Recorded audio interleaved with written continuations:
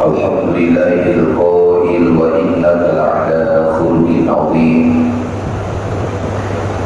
والصلاة والسلام على نبي بني هاشم سيدنا وحبيبنا وشفيعنا وقرة أعيننا ومولانا محمد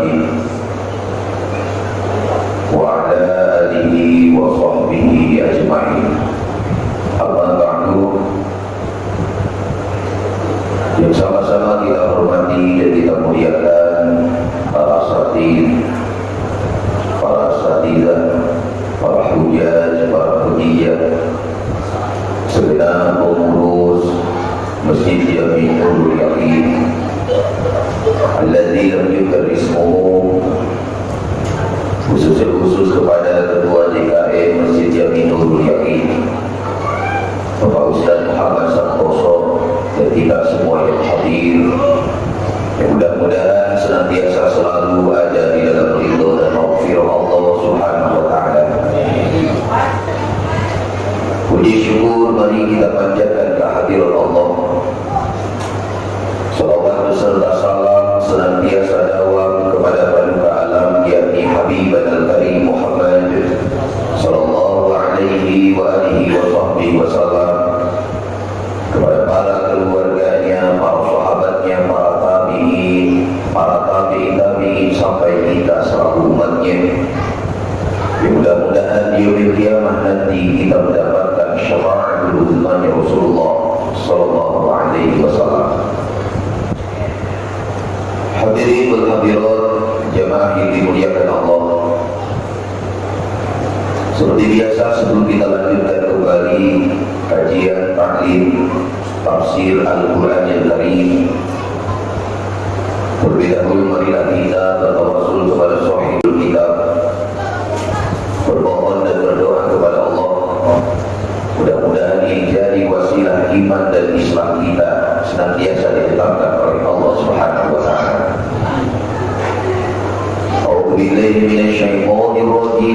Bismillahirrahmanirrahim. Walidayil baliyati wal munkarati wal bida'il waqi'ati fi darina wa ghairiha min jami'il bala'il muslimin wa lijalbi salamati wal afiyati lana fi abdanina wa dinina wa dunyana wa akhiratina ma'al qada'i hawaijina wa tafriji humumina wa humumina wa liqubuli jami'i hawaijina wa maqasidina.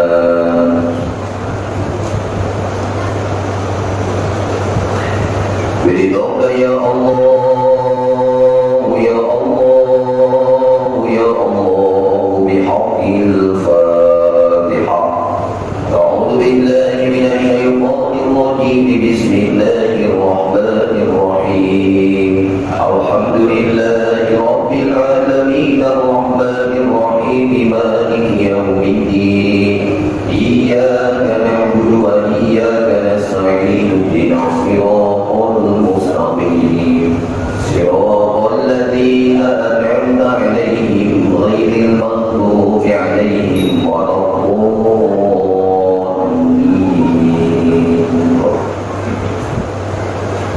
Sambil lagu yang lain kita bersolawat terlebih dahulu. Salamullah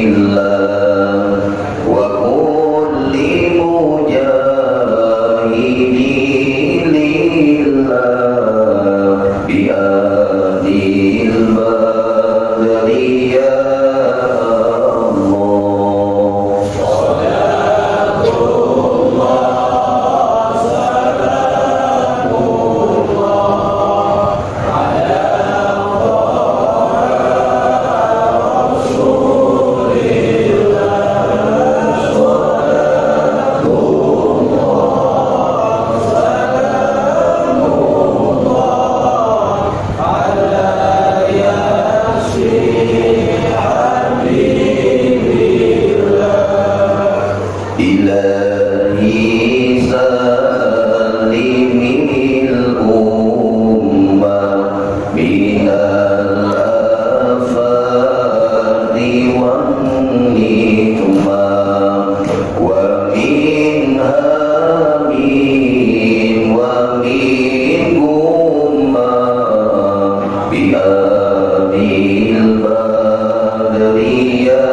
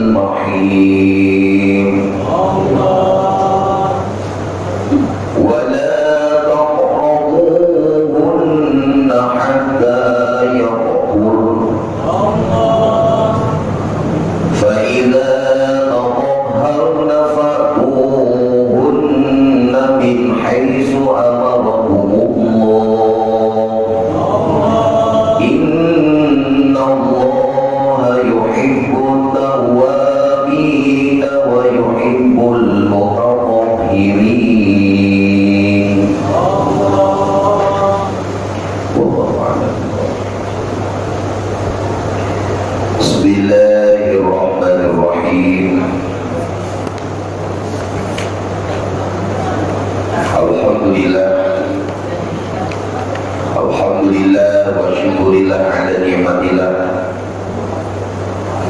Kembali kita di malam yang mulia ini bisa duduk bersimpuh hadir di rumahnya Allah. Hadir kita di salah satu taman surganya Allah.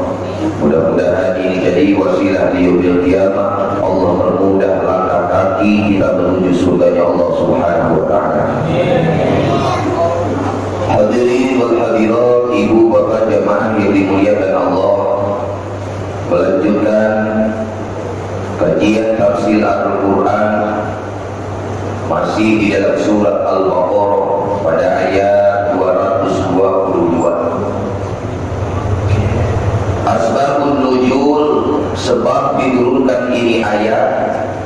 Rawah Muslim wa Tirmidzi, meriwayatkan hadis Imam Muslim Begitupun Imam Tirmidzi an Anas dari sahabat Anas annal Yahuda kanu idza hadatil mar'ah.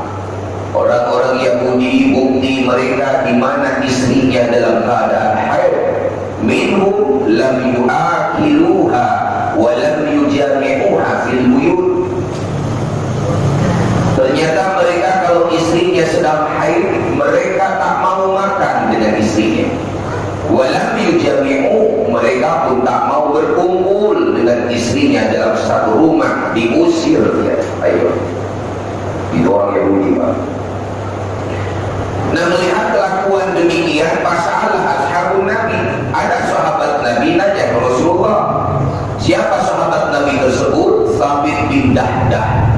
Sahabat Thabit bin Dahdah datang ke Rasulullah. Ya Rasul, mereka kaum Yahudi kalau istrinya sedang haid, mereka usir istrinya, tak sama dengan, tidak bersama dengan suaminya di rumah, tak mau makan dengan istrinya, tak mau berkumpul dengan istrinya. Bagaimana pandangan di dalam Islam? Apakah kita pun demikian? Kau sudah diangkat menjadi Rasul, apa perintah Allah untuk kita? Apakah istri itu kita biarkan di rumah, ataukah istri tersebut kita tinggalkan tak bersama kita selama dia masih haid? Maka turunlah ini ayat. Wa yas'alunaka 'anil mahid. Muhammad, wa yas'alunaka, di mana-mana ada yang bertanya kepada engkau 'anil mahid, tentang haid. Bilang kepada mereka, kul, katakan oleh engkau, gua darah haid ada. Darah haid itu ada. Apa ada? Darah penyakit. Dari dulu haid sudah ada. Pertama wanita yang haid Siti Hawa. Pertama wanita yang dikhitan secara dohir Siti Hajar. Tapi Ibrahim dikhitan, cemburu Siti Hajar kepada istri lain Nabi Ibrahim, yaitu Siti Safra. Ayo, kita dikhitan. Nanti ada dalam ayat kita. Nah, ini ayat menjelaskan ke kita. Pertama, diawali kembali ini ayat dengan kalimat wa yas'aluna. Apa maknanya? Ketika ada segala sesuatu yang berhubungan dengan agama tak paham, jangan bawa kau, tapi harus bertanya kepada ahlinya. Nah, sahabat pun nanya ke Rasulullah, ya Rasulullah, bagaimana tentang haid ya Rasul? Al-haidu aw makanuhu madza yaf'alu bil nisa'i fi. Apa yang harus kita laksanakan ketika istriku dalam keadaan haid? Yang pertama, para mufasir mengatakan haid itu apa? Damun min kubulin, darah kharaja min kubul, darah yang keluar dari kemaluan depannya perempuan, adatan halat tasihah wal ihtiyat. Di tingkah perempuan tersebut sehat, jadi bukan sakit. Dan ini biasanya terjadi di usia 9 tahun bagi perempuan. Sampai kapan? Sampai usia 50 tahun. Tapi ada beberapa pendapat.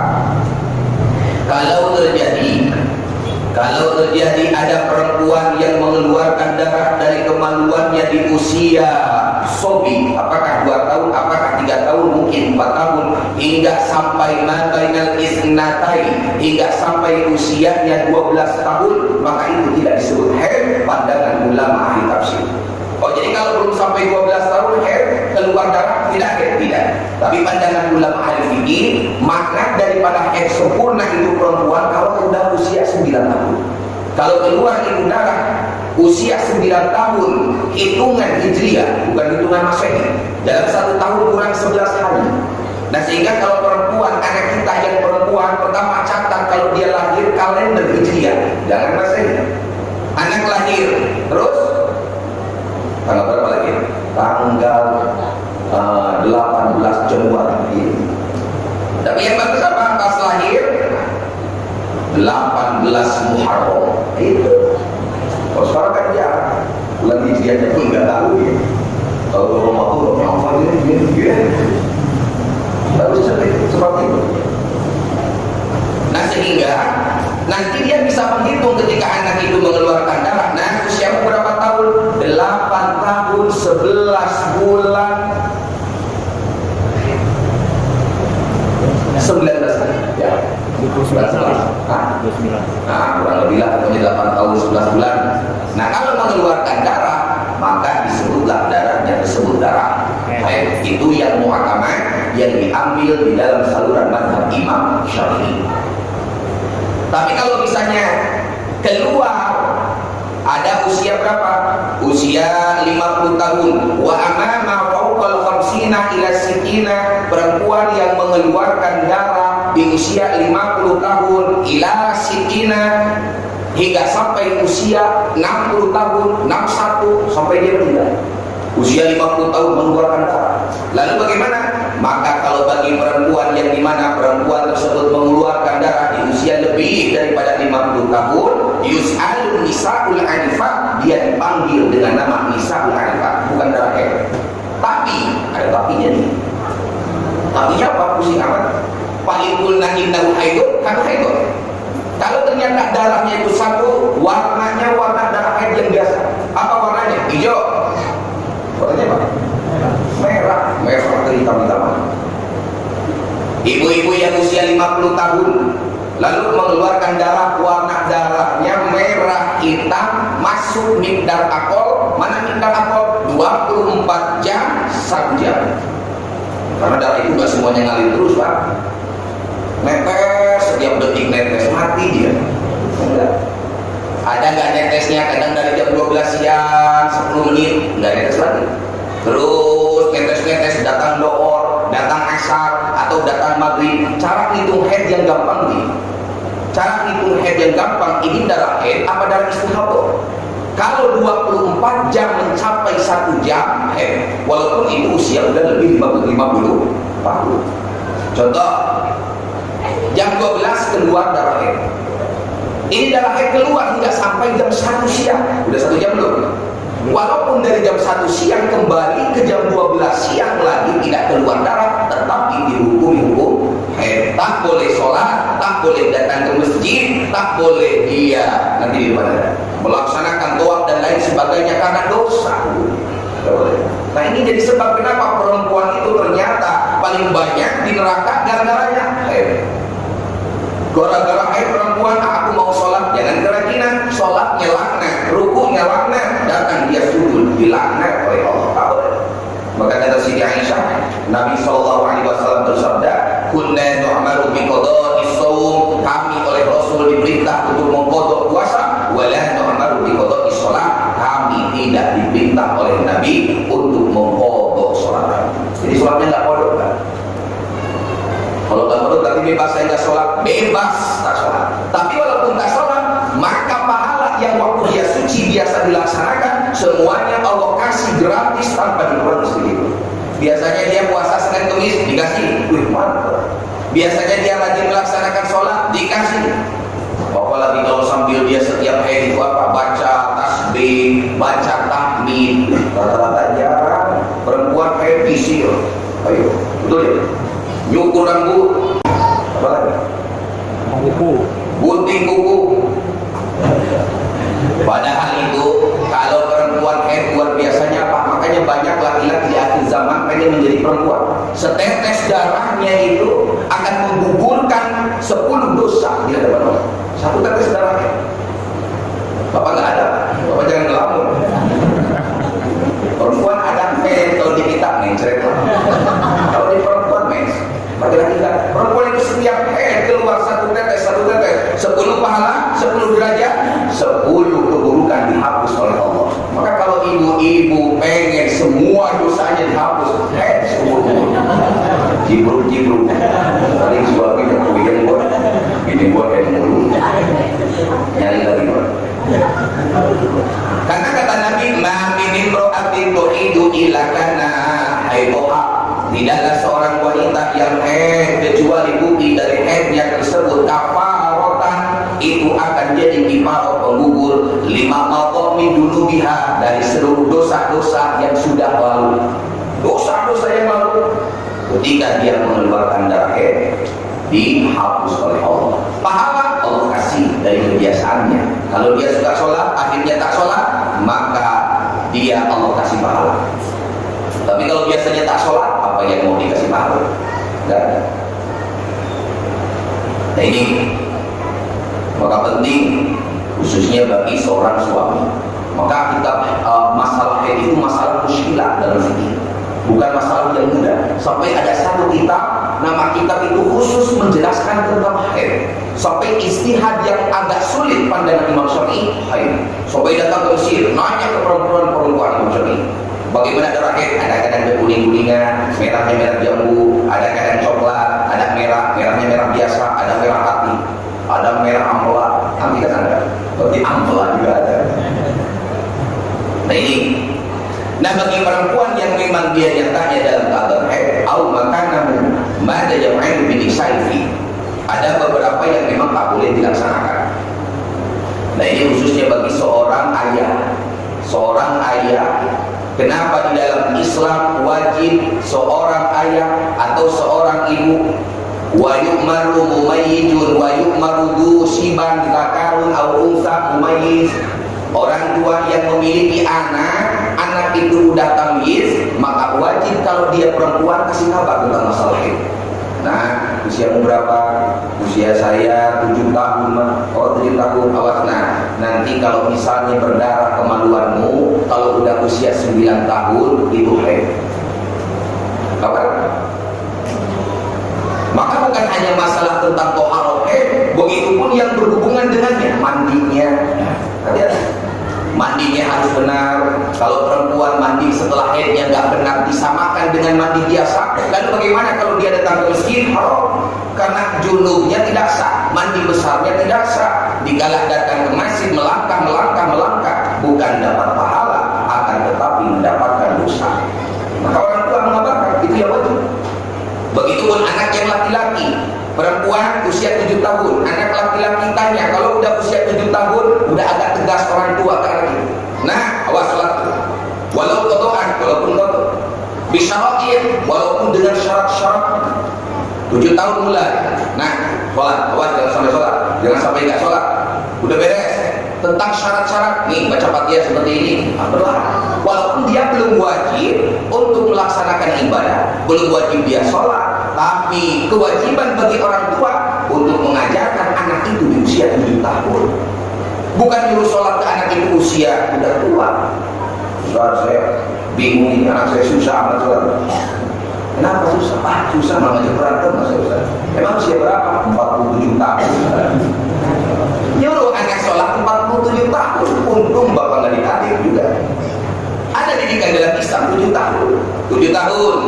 Kalau 7 tahun udah mulai dididik sama orang tuanya, dosiban, karena perintah wajib ketika orang tua anak usia 7 tahun dibiarkan tak dididik, dosa dari orang tua. Walaupun itu anak belum terikat dengan hukum wajib untuk melaksanakan sholat, adapun belajarnya akan ilmu sholat, memahaminya itu harus dijelaskan oleh kedua orang tua. Tak mampu, datangkan bergurunya. Jadi lu yakin ada TPA, datangkan, biar mereka nanti. Tapi jangan didatangkan kayak dia langgung. Datang tak dijemput, pulang tak diantar. Ini anak siapa? Harusnya anak itu kalau mengaji bawa orang tuanya. Bagi ini anak saya bagi. Dari mana? Dari seberang munitip. Nah, itu yang bagus. Titipkan anak, beres titipkan, kasih kiainya apa? Susu 3 kaleng, itu banyak. Kopi 2 black, gula dan lain sebagainya. Tapi gurunya semangat. Ini A-nya. Keras, balik-balik anak muda menjadi beda. Tapi kalau anak yang memang sama sekali boro-boro dititipin kayak dia langsung guru juga. Nah, saya udah balik. Nah ini bukan menjelaskan curhatnya seseorang yang harus seperti ini.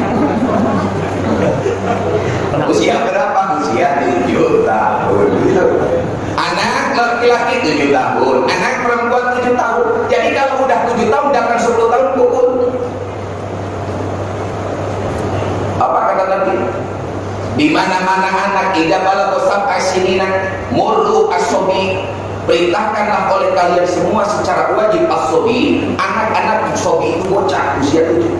Idza balagha sab'a sinina, kalau dia sudah usia 7 tahun, perintahkan untuk melaksanakan sholat, begitupun cara-cara sholat, begitupun membaca Al-Quran dan lain sebagainya. Sehingga nanti usia 10 tahun, wa idza balagha asyra sinina, kalau itu anak sudah mencapai usia 10 tahun, fadribuhu 'alaiha, pukul anak itu. Fadribuhu 'alaiha, ini perintahnya. Pukul anak kalau dia mulai tinggalkan sholatnya, walaupun sholat itu belum wajib. Usia 10 tahun dia sudah tinggalkan sholat, walau qada'an, walaupun sholatnya qada, pukul, tapi pukul yang tidak membahayakan. Saya garis bawahi, pukul yang tidak membahayakan.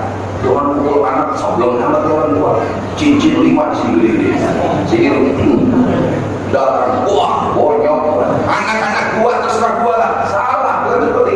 Pukul yang tidak membahayakan, pukul sayang, pukul cinta, pukul pantatnya pelan, atau dengan cara lain selain pukul, sama-sama mukul, jangan dikasih makan makanan favorit. Nah, kamu senang fried chicken, mulai saat ini selama 3 hari, karena kau tak sholat subuh, maka mama dan bapak tak bakal ngasih fried chicken selama 3 hari. Kalau duhur kau tak sholat, 6 hari. Kalau asar kau tak sholat, 9 hari. Jadi setiap waktu sholat nggak makan. Makanya mama kasih mentah-mentah. Mulai dia datang. Itu 10 tahun itu pun cara mengukur. Ayo, bodohin dulu subuhnya. Para mama bapak, apa maksudnya? Bapak aja belum sholat. Bapak aja lu, ini anak jenius ini. Itu. Jadi litamrin, maksudnya litamrin terbiasa. Ketika anak 10 tahun sudah biasa dia jalankan sholat, tidak datang nanti waktu balik, bukan lagi proses. Balik udah bisa mandi besar, udah bisa baca Fatihah, bahkan udah ada beberapa surat hafal, udah tahu cara sujud lekuk, udah tahu cara baca takbir harus terdengar suaranya, udah tahu cara membaca tahiyat yang dimana ada 21 tasydid, hafal dia, datang balik dia sudah mulai melaksanakan ibadah-ibadah. Jangan sampai pas balik, apalagi usia udah 20 tahun, ternyata baru tahu dia sholat seperti ini, mandi seperti ini. Nah, ada beberapa hal yang memang tak boleh dilaksanakan bagi mereka wanita-wanita yang dalam keadaan haid, yang disebutkan di dalam ini ayat, qul huwa adam fa'tazilun nisaa fil mahid. Katakan oleh engkau wahai Muhammad, yang namanya darah haid adalah darah penyakit. Fa'tazilu, maka tinggalkan oleh kalian semua an-nisaa, istri-istri kalian. Apa makna ditinggalkan? Itsraku wa ahunna.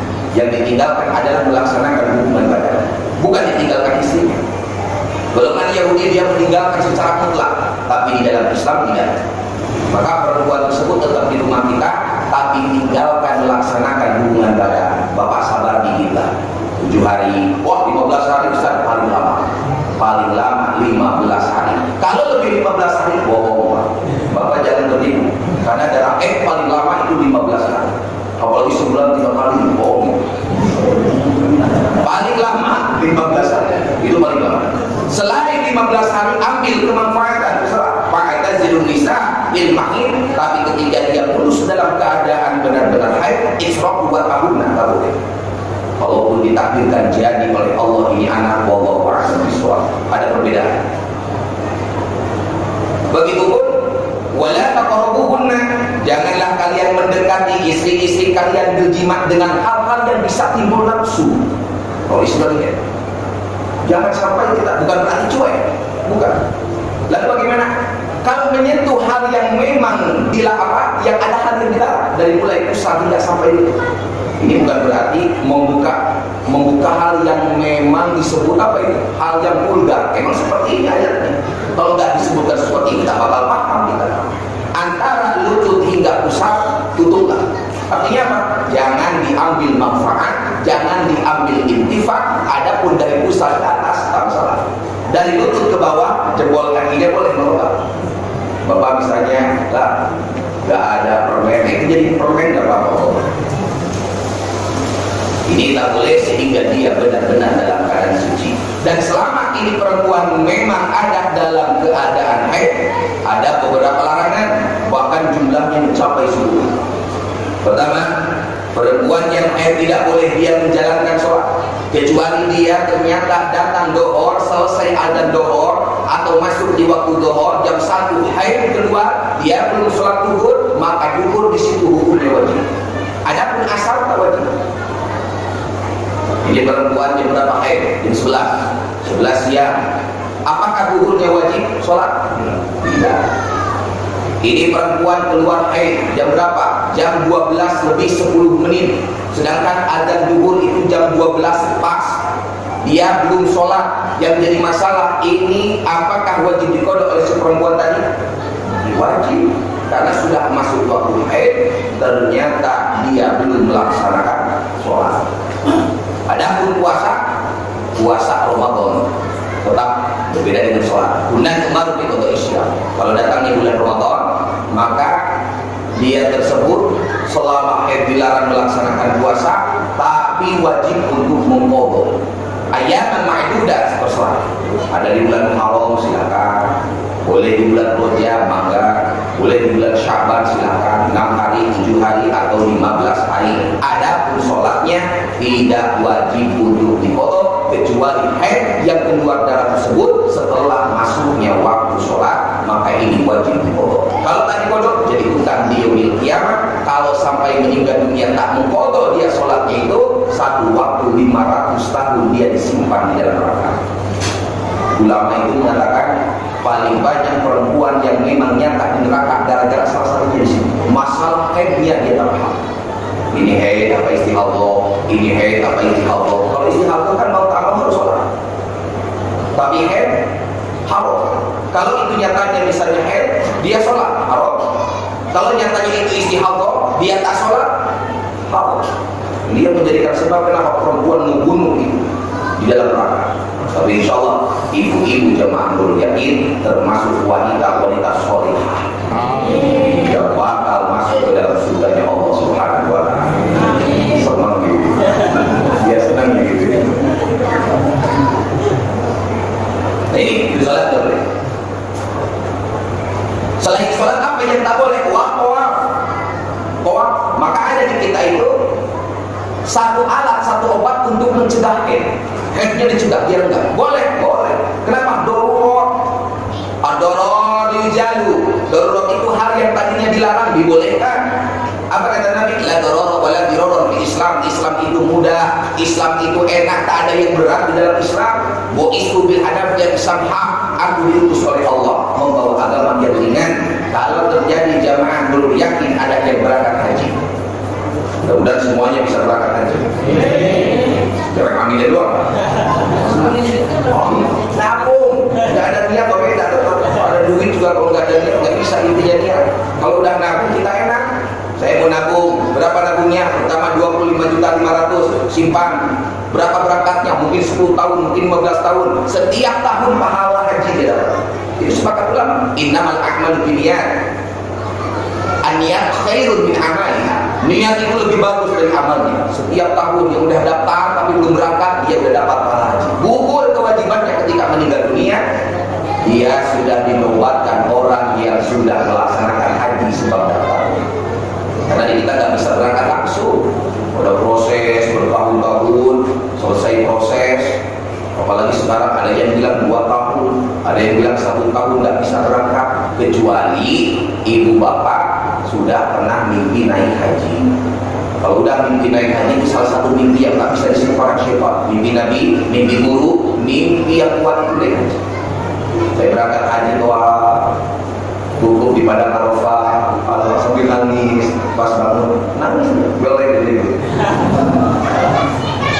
Kenapa Pak?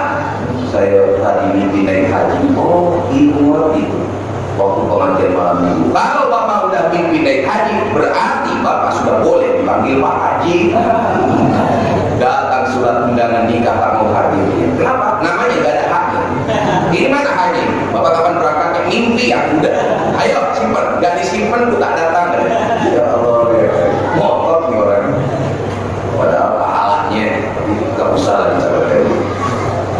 Nah, tawaf. Kenapa tawaf di sini diharamkan? Dia menginjak Masjidil Haram. Dia menginjak Masjidil Haram, maka ketika dia melaksanakan tawaf rukun yaman itu, rukun iroh itu,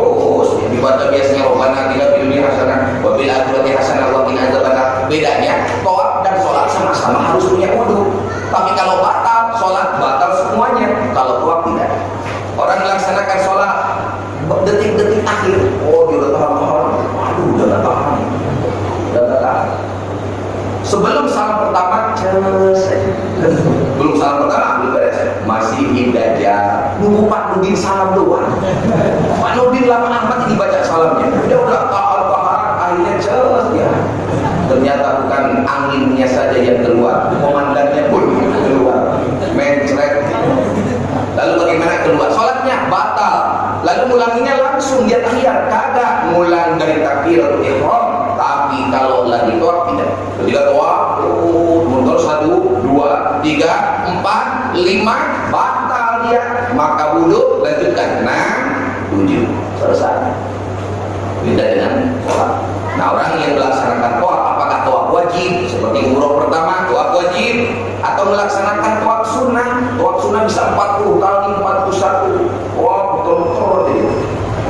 Atau mau biasanya orang-orang yang mau mencium hajar aswad, salah satunya seperti itu. Dia tawaf dulu, niat tawaf sunnah, terus tawaf, datang azan berkumandang, terus pas mau sholat berbaris tepat di depan hajar aswad. Beres salam, itu yang pertama jadi ambil hajar aswad.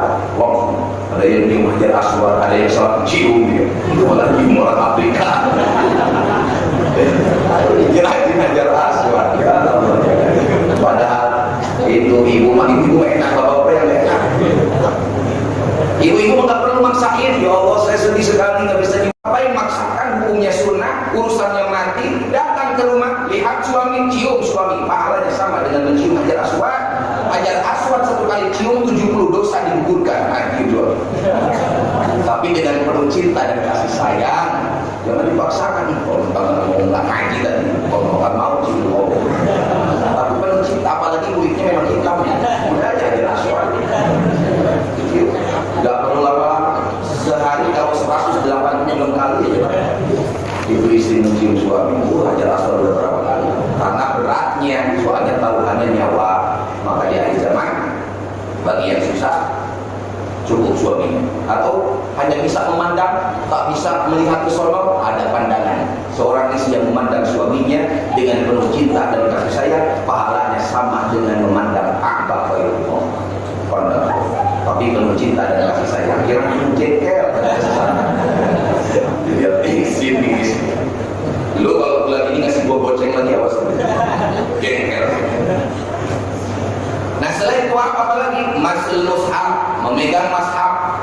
Nggak boleh. Al-Quran dipegang tak boleh.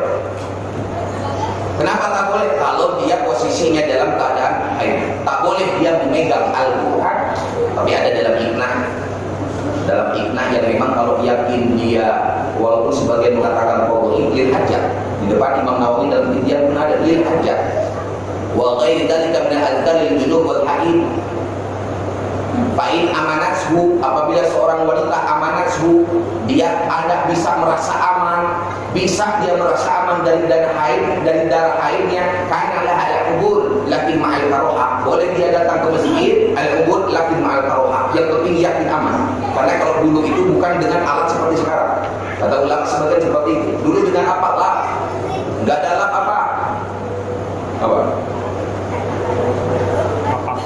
Nah, batok kelapa, kira kapas kelapa. Kalau sekarang ada apa namanya itu? Sobek atau roti kering. Itu bisa menjamin. Nah, sebagian ulama kalau memang ada alat yang bisa menjamin tidak sampai menetes darahnya ke ruangan masjid, boleh ma'al karoha, tetapi yang hukumnya adalah makruh. Dengan catatan intifak hajatan kubuliha.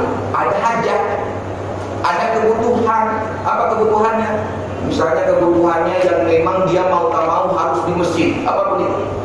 Kalau memang kenyataannya seperti itu, sebagian ulama, salah satunya Imam Nawawi dalam kitab Tibyan, boleh. Apalagi yang tak boleh? Wahamluhu.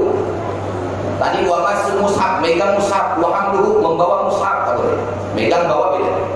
Walubsu fil masjid, diam dia di masjid, haram, tak boleh. Mana dalil tak boleh? Wa uhilla lil masjid, wa uhilla al masjid, la uhilla, aku tidak halalkan al masjid, masuk dia ke masjid. Siapa? Liha, haid walal junub. Bagi wanita yang haid tak kuhalalkan masuk masjid. Begitu pun laki-laki yang junub, wanita yang junub tidak dihalalkan kata Nabi dia masuk ke dalam masjid. Wa qiraatul Quran, enggak boleh baca Al-Quran. Oh enggak boleh begini kalau tanpa ada niat lain. Kalau niatnya hanya khusus Al-Quran, itu sepakat ulama. Tapi kalau dia baca inna lillahi wa inna ilaihi raji'un, itu kan ayat Al-Quran, ka ayatin au aqo, satu ayat atau setengah ayat.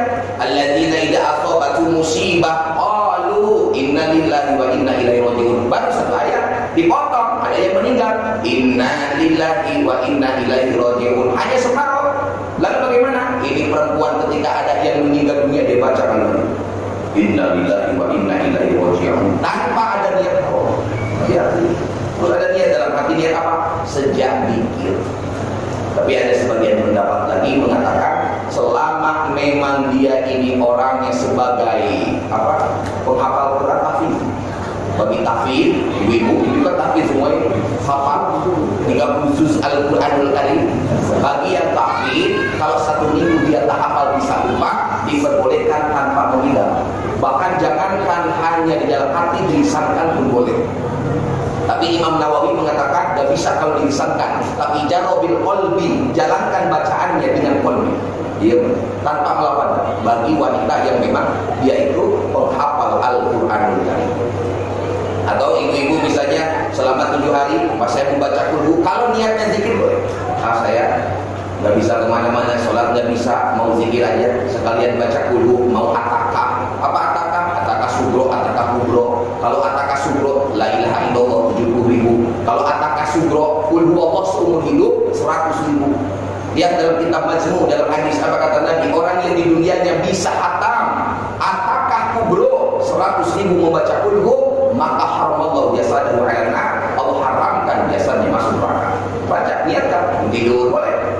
Saya niat nawaitul atakah, saya niat melaksanakan atakah. Bismillahirrahmanirrahim. Bismillahirrahmanirrahim. Baca. Sehari dapat 100 kayak kudu paling 5 menit sehari 100. Wallah. Mau tidur, baru 3 udah jatuh tasbih. Memang susah kalau pelor.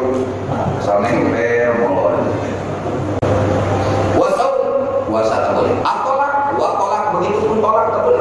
Bukan tak boleh di sini hukumnya tidak sah. Perempuan yang ditolak dosa, tapi sah. Kok dosa? Ya sah. Dosa itu sebab nanti idahnya panjang. Baru juga haid, lalu bagaimana? Ditolak sama suami. Kamu ini bagian keluar rumah aja minyak wangi, wah juga gak pakai kondek, giliran di rumah lu PH aja kok enggak pakai oled segala. Gara-gara kamu di tangan ditanus, kenapa dipeluk, dikirain lu apa oled kena. Akhirnya masuk beli warna titanus. Akhirnya ditalak sama suami. Pas ditalak, maka ketika dia jatuhkan talak di masa perempuan haid, yahrumu walakin yasih, haram menjatuhkannya karena bisa memperlama masa iddah si perempuan, tapi sah jatuh talak.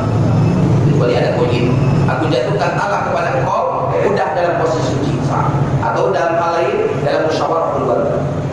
Musyawarah keluarga karena ini suaminya berani dia memukul istrinya, misalnya KDRT, atau selama 3 bulan lebih, bahkan dia tak ngasih nafkah zahir, nafkah batin. Istri kalau tak suami tak ngasih nafkah zahir batin 3 bulan, bawa duit 10.000 datang ke KUA.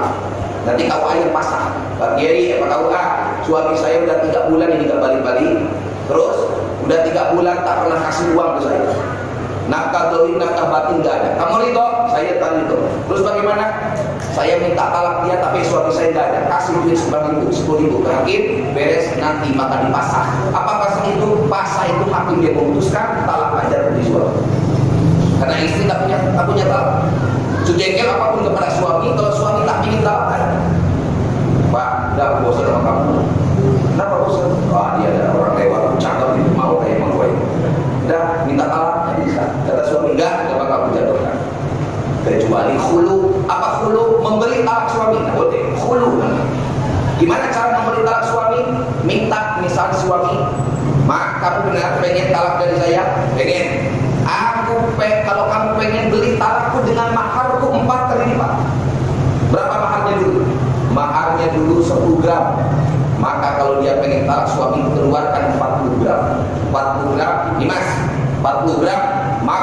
Tolakku an-nafsi, aku mentalak diri saya sendiri. Ada urusan talak itu. Semarah apapun kita usahakan, jangan sampai bisa mudah mengucapkan talak. Jengkel, kesel ke istri, kalau mau harus. Kurang ajar kamu ya, makin sini makin jadi. Udah, gua titipkan kamu ibumu. Nah, ini buat talak. Dititipkan, kapanpun dia pengen diambil lagi. Tapi kalau jatuhnya talak tadi, kalaupun talak satu, talak dua, talak itu tak hilang. Sebagaimana nanti di ayat setelah ini bakal kita bahas tentang sumpah li'an, suami istri, tentang masalah talak. Talak itu tak hilang, walaupun sekarang menjatuhkan talak, 10 tahun yang akan datang menjatuhkan talak lagi. Satu malam ini, tahun depan satu, kedua, sampai datangnya talak 3. Kalau sudah talak 3, sudah tak bisa. Kalau dia dalam keadaan nafsu, walaupun dalam keadaan nafsu, talak itu jatuh. Nah itu wal murud bil masjid in khafat al-wis wal istimta'.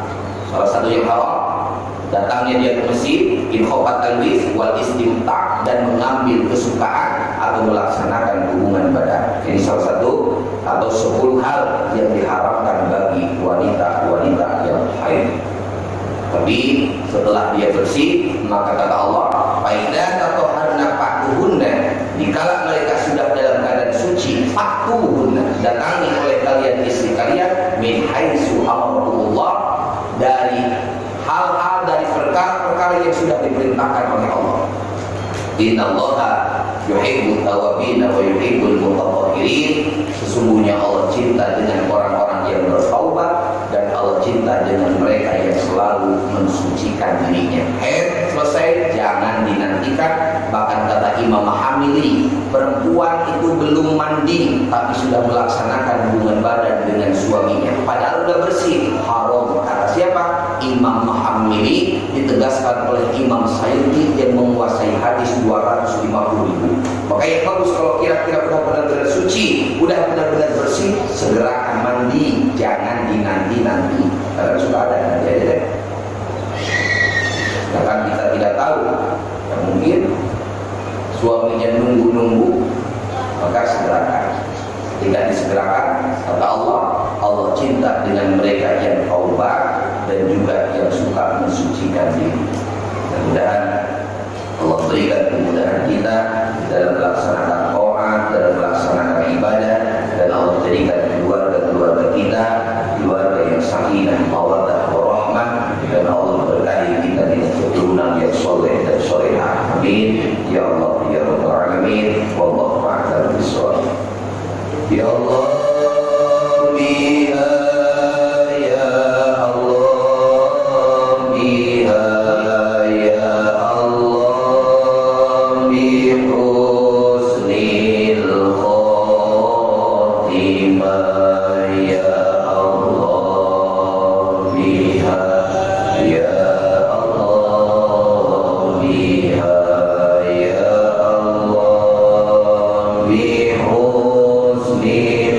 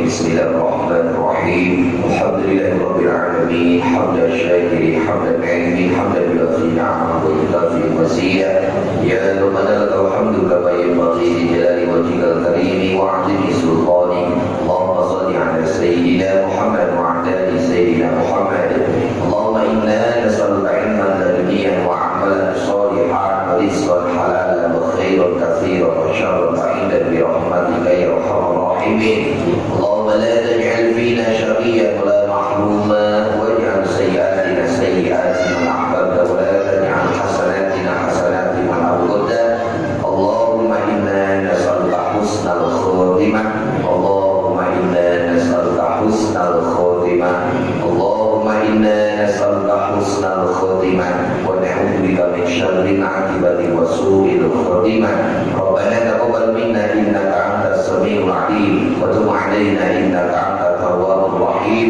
ربنا اتنا في الدنيا حسنه وفي الاخره حسنه وقنا عذاب النار وصلى الله على سيدنا محمد وعلى اله وصحبه وسلم بفضل سبحان ربك رب العزه عما يصفون وسلام على المرسلين والحمد لله رب العالمين السلام عليكم